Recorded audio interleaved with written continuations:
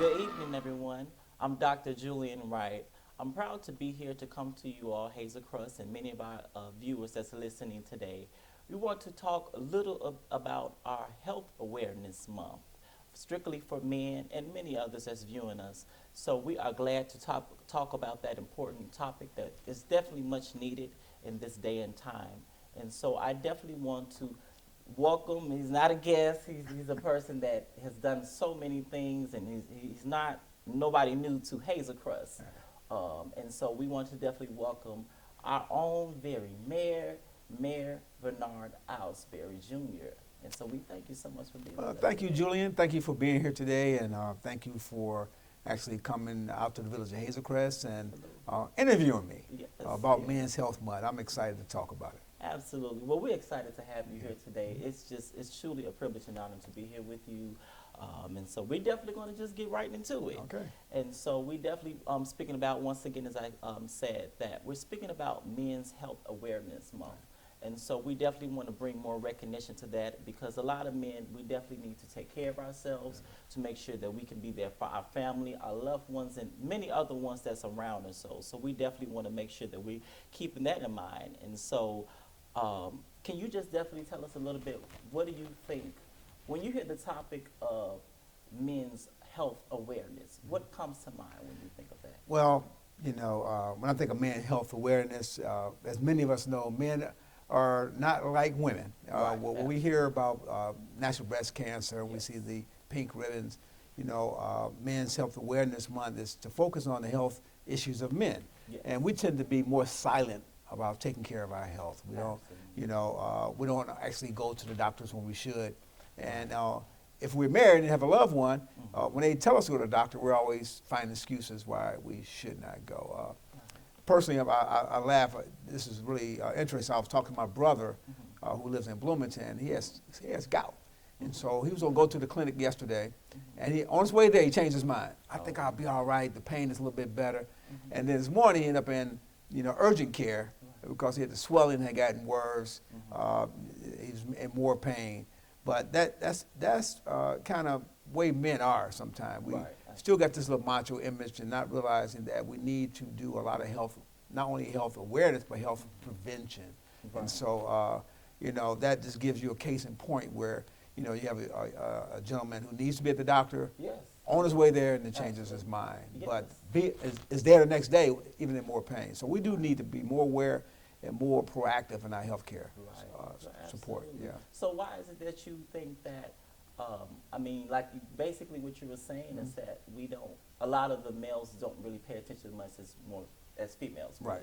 So why is it that you think that we don't really pay that much attention? Do you think it's because of everyday life, or is it because of, we kind of ignore the signs that things are coming our way and we I don't want to show weakness or anything like that. So why is it that you think that? I think it's a little bit of all of that.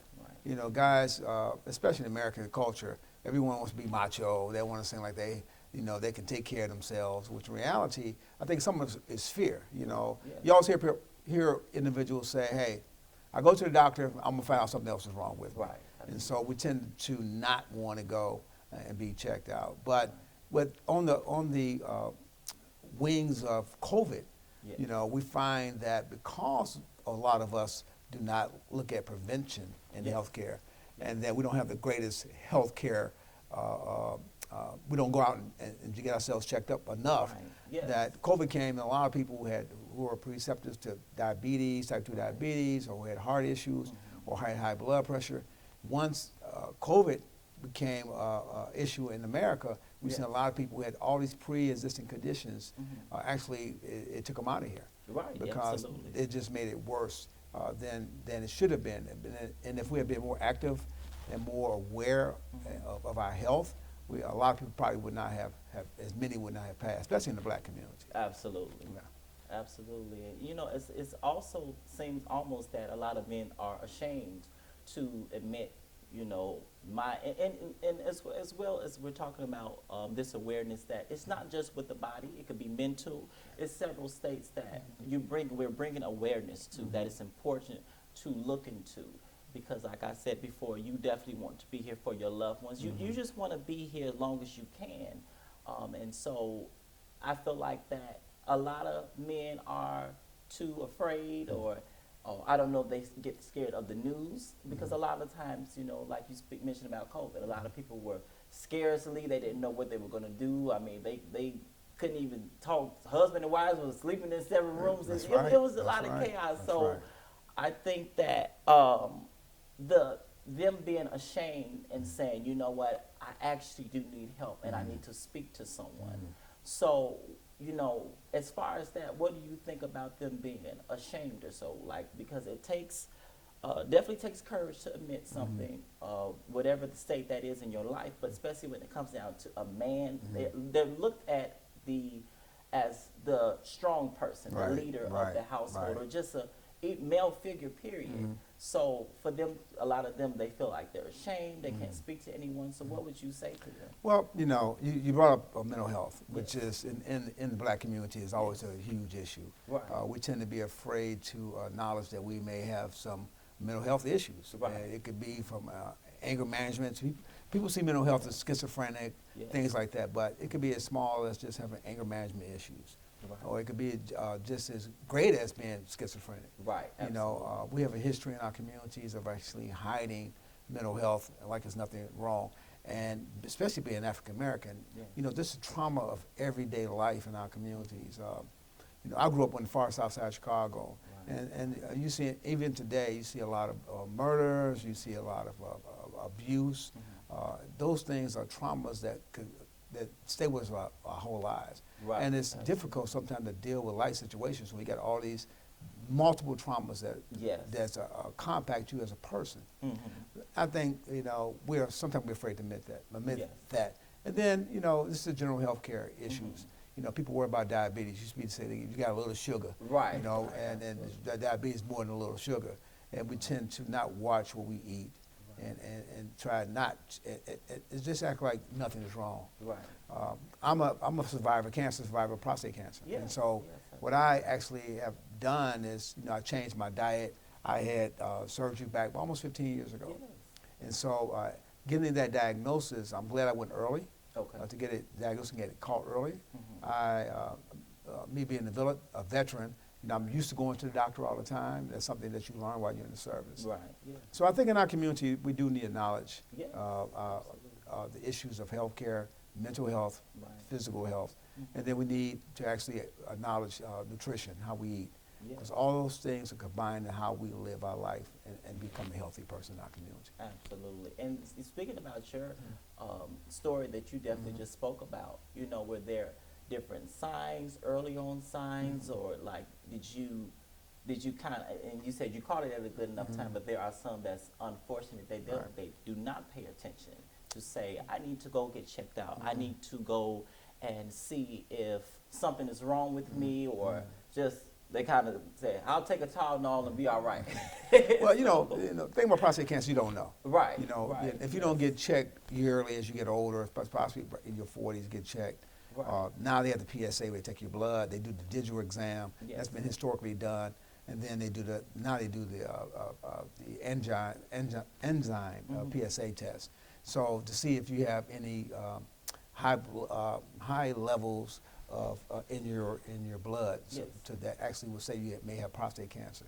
I caught it early because I'm a veterans guy. I'm used to going to my physicals every year. Right. It's just out of habit. And so it's a silent killer. You don't know. Yes. And Yes. in the African American community, it's more aggressive. So Right. a lot of times you hear people getting stage 10. Their PSA is as a high 10, which is really deadly at that point. That means that your prostate may have the cancer come out of the prostate itself and is into your system. Right. So it all goes back to early diagnosis. Mhm. Getting checked every year. Yes. Absolutely. Make sure that you get your health care physicals every year. Yes. And for men, just to make sure that don't be the manly guy. Yes. Go out there, take care of yourself, get diagnosed if you got some issues, get checked for diabetes, which is prevalent in our community, and try to live a healthy life. Absolutely, absolutely. Because it's just I was looking up some factual things that it was over 41 million men in 1 year that either passed away or that became to a close near-death experience due to not getting checked out, or it was just, and I know as, I just could think about the families that they have, their loved one or so that they may have, and you know, it's in their state, in their mind to watch another person. That's why it's so important to bring different topics like this forth, because you do have different ones that you may not know, but they actually look up to you. You may not know who's watching you and what life may bring to you, the success that, you know, that will bring towards you. So it's always something to live for. It's always hope. So to think about your family members and so on, and I saw that number, I'm like, oh my goodness, you know, it's just, I could just think about the loved ones that was hurting and so, and even about your story. So how do you think that your loved ones kind of felt during those times that you were, you know, you caught it early on, but you were hoping for the best of it, and then, you know, you were doing as you were told from your doctors and primary care and all those things, but, you know, how do you think that they felt during those Well, times? you know, everyone feels the stress. When you get a diagnosis of any kind of cancer, everybody freaks out. Absolutely. You know, the good thing is that, again, being diagnosed early, following through with doctor's orders, you know, monitoring the progress of my PSA as it went along, and getting tested. Right. You know, I think that's important. And then you have to be open with the conversations with your families, Yes. and let them know the process, what you're going through. And then after the surgery, making sure that they understand the process of the healing yourself. And then also being an advocate. You know, I became really a strong advocate for letting individuals, make sure individuals get tested. Yes. You know, I talked to a lot of people I knew and say, hey, you need to get tested, because we tend, especially with prostate, we tend not to get tested. And it's one of the most curable cancers there are. Yes, it is, yes. And so a lot of us just need, you know, not to be afraid to get tested. And again, as it being Health Awareness Month, you know, just, you know, and I tell this to everyone, you know, and Health Awareness Month, this is the time we need to talk to our loved ones, talk to your family members. I come from a family of 6 brothers, and so all boys, and so my brothers and I, when I was diagnosed, I told them be sure to get checked.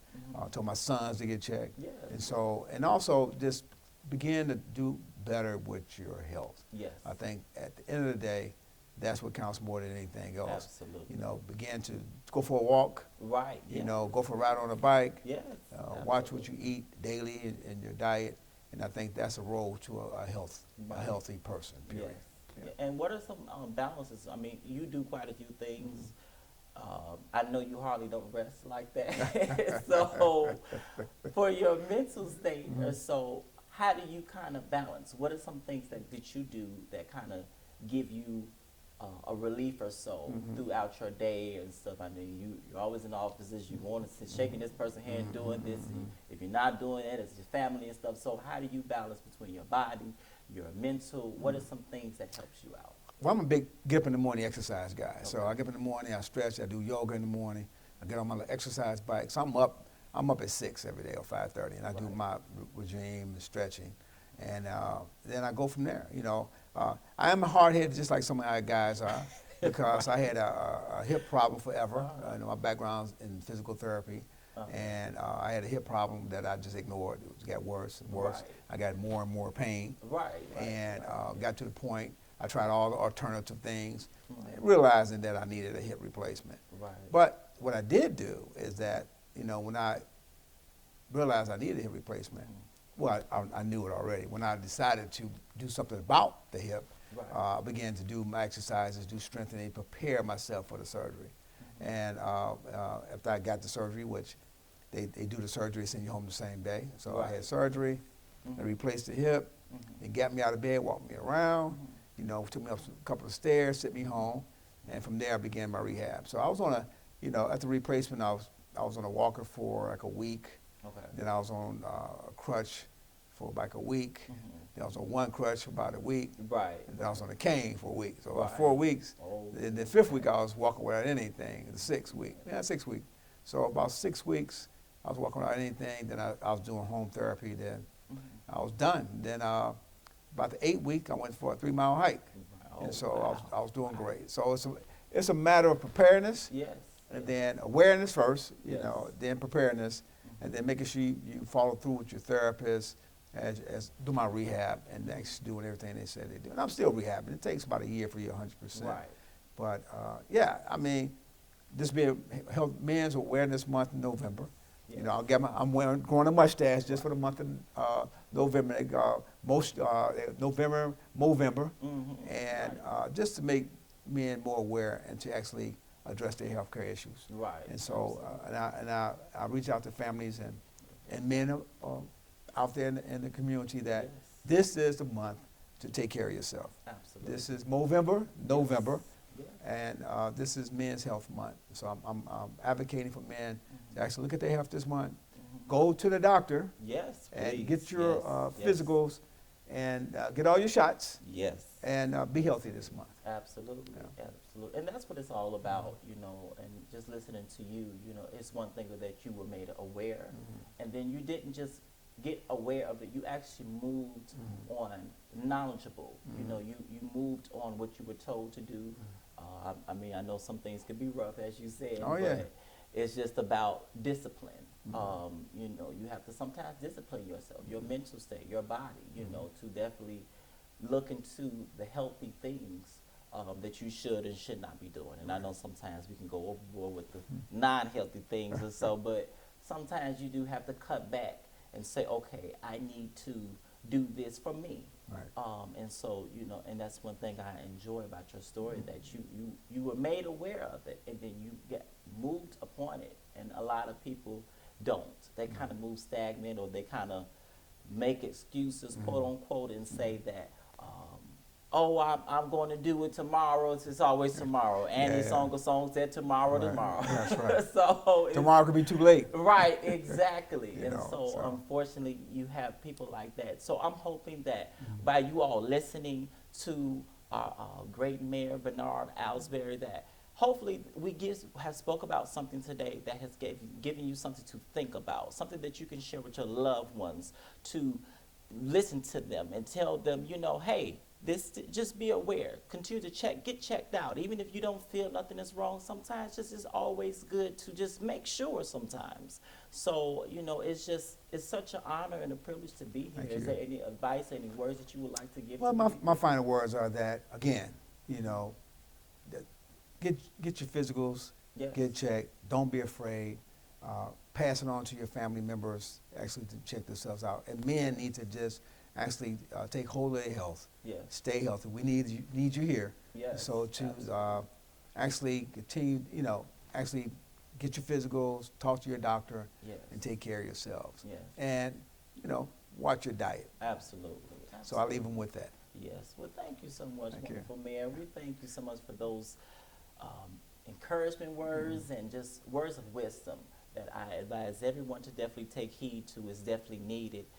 And I can truly attest in my own personal life, you know, some things I have to be careful of at an early age, so that way I can live to see and look as good as the mayor right here. So, you know, so I'm working on it. I'm trying, and so, you know, but I even look at my own personal father, who did have a health scare this year. He had a heart attack. Oh, wow. And we did not see it coming at all. And so, and it was due to mixtures of things because of the body. It was mixtures because of the mental state. He had recently lost his mother, and you know, the grieving process, depression. A lot of depression is going around this time, and just the cares of life sometimes will do that to you.